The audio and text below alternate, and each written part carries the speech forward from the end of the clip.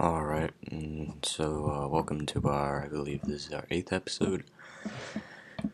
Today we're going to be learning about classes. Classes are pretty nice. So, what you're going to want to do here now is instead of making a playground, you're going to want to make a command line thing. Okay, CLI program. So, just do that and name it whatever you want, place it whatever you want. I just named it episode 8, of course. And yeah. So let's get started here. First things first, you want to get yourself familiar with all this stuff. Here's like our, this area. This is our terminal, and terminal, yeah. Inside, this is our all the files and stuff. And here's just a bunch of information about it. Yeah. So first, what we're gonna for classes, first what we're gonna want to do is hit new new file, and make a Swift file. And let's name it square. Okay, so this is a square. This is a square. So then you should do class. Alright, so this is our square, this separate file, and we can make a class out of this. It's very easy. The syntax is very not that bad. So our class name should be square. Okay. And then superclass, we don't have that right now. It's only class, we don't need superclass, and here's code. So, first let's just list out the properties about it. So variable, so what are some properties of a square? Well, we could have a side. Side is a double. And make that optional just in case. Yep, so that's good. Now let's do the same thing we did last episode. So for the square class, we'll just do first let's calculate area, of course. So this is our function, and it'll be area, and I don't think it'll take in any values, and it will return a double. Okay, so in here, to make sure that the side is not nil, because what if the person never even declared a side for their square, right? Then our whole system is going to come crashing down. That's why we're going to do an if let statement. So if let s equals side.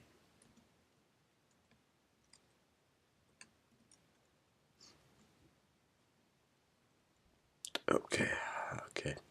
So then let's do for area of the square. It's really easy. S times s. That's that easy. Now let's just let it. This thing, result operator is unused. Do we need to unwind this perhaps?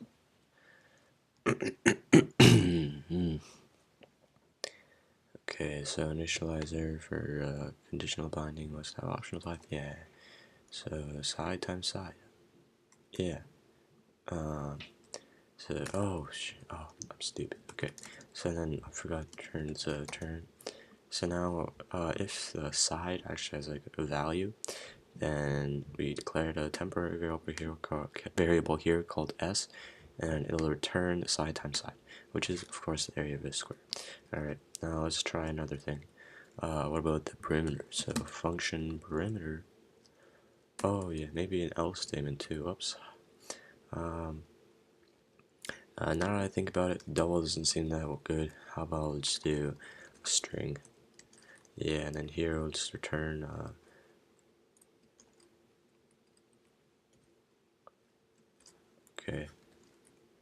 okay, so then we'll return the area of the square is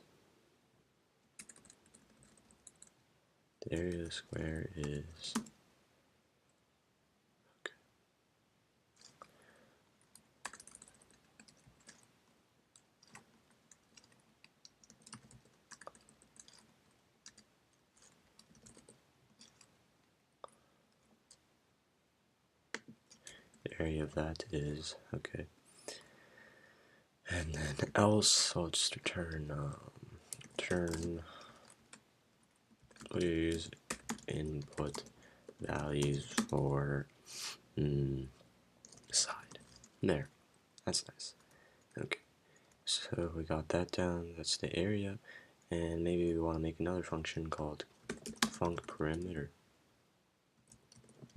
Function perimeter. That's nice. So this time it'll be almost identical. So it'll just be if let s equals side, yes, and then we'll just return the area of the object is s times 4, side times 4. Yep. Okay, and else we'll just return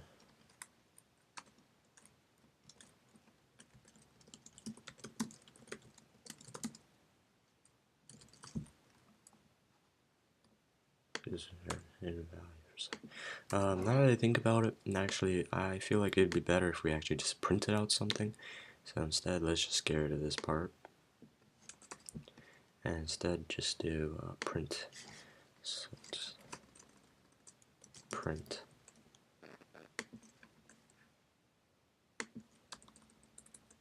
print. There we go. Now it'll actually do that for us. We don't have to just yep. Print.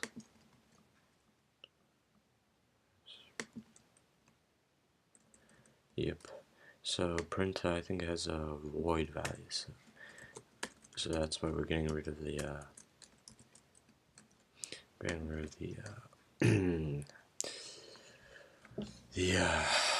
promise to return a string, or whatever that's called. Yep, so that's good.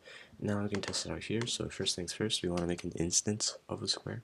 So we'll just name it my square, variable my square, my bad. Variable my square is equal to square. There we go. So now we just declared that we declared an instance called my square as an instance of a class we made here, square. So now let's first set up the side. So what you want to do here is my square dot syntax. Now we can access the method and properties. So dot side is equal to, and let's just say the 2. Okay, now that's 2. And now if we want to actually print it out, we can just do my square dot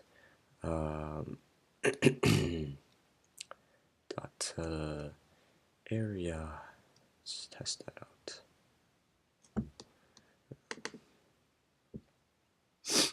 Okay, we have my square dot area and then my square dot perimeter. Nice. Now let's run that. Build succeeded. Great. The area of episode 8 dot square. So that's what it does. Stupid. Okay, so it's the area of square. It's the area of square is okay. Now let's try that again. Build succeeded. And that is in fact correct. See, now the side is 2, so 2 squared, that's 4. Yes, the area square is 4, that's correct. The perimeter, 2 times 4, 80, yep, that's correct. Nice. And we should be able to do the same. Let's make another one called a triangle. Just name it triangle. Okay, triangle.swift. So first, of course, we have to declare the class triangle, and then we'll just do variable. So what are some important parts of the triangle? Well, we're going to need the base, we're going to need the height.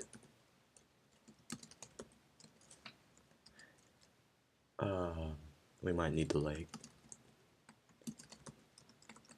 and we might need the second leg.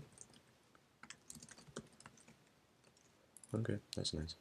And then we'll just make a function first called area, and this should be pretty easy. So then we'll just do if. Oh yeah, we're gonna need another one. I'm not sure why it didn't spawn an extra one for us. Nice. So if let b equal base, and we're gonna put a comma separator here to declare another one, and h equal height. H equal height. Okay. Let's do that, and then it'll just be print base times height times 1/2. Okay, that's good. Else I'll just do print please return correct values. Please, no, what am I saying? Please insert the values for base and height. Okay, that's nice. So we got that part of the area out. So we got the area. That's good. Expect let in condition. Oh yes, forgot the let there. Oopsies. And let's do that. Okay, that's good. So we got the area. Now let's make the perimeter. Perimeter and parameters. We don't have any parameters. We can get rid of that. Return type. We're just gonna be void, so we can just get rid of that. And the function body. Okay, so if let leg, we should probably add the hypotenuse up here too, actually. And I probably misspelled that.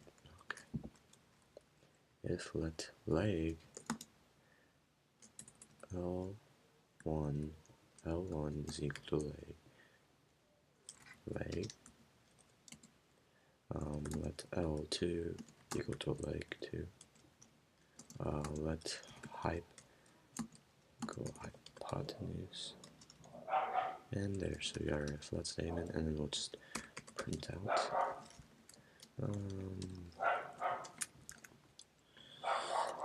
the area. Just realized I forgot. We want to actually, we don't want to return a single number. We'll just say area of. Oops. Didn't mean it like that. Okay. Just that nice. So do that nice, and then just the area.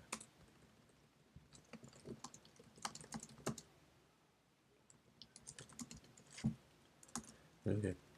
And then the area down here, back down here, the area of the perimeter. My bad. Perimeter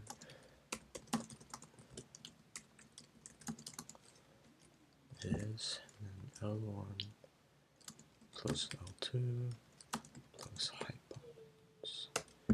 Nice. Also.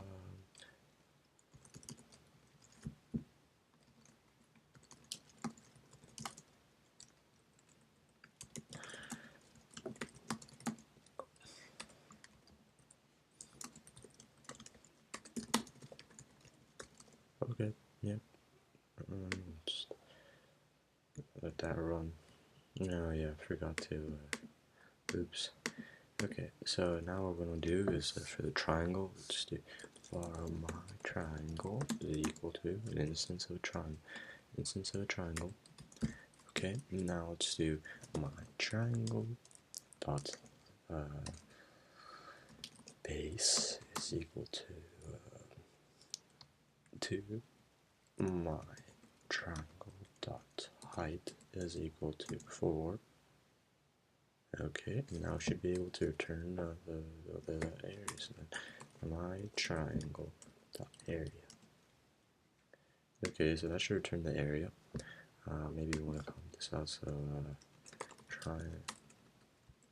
triangle area, and here this will be square stuff. Nice. Here let's be triangle perimeter. Okay, then we'll just do my triangle. What else do we need? We need a leg 1.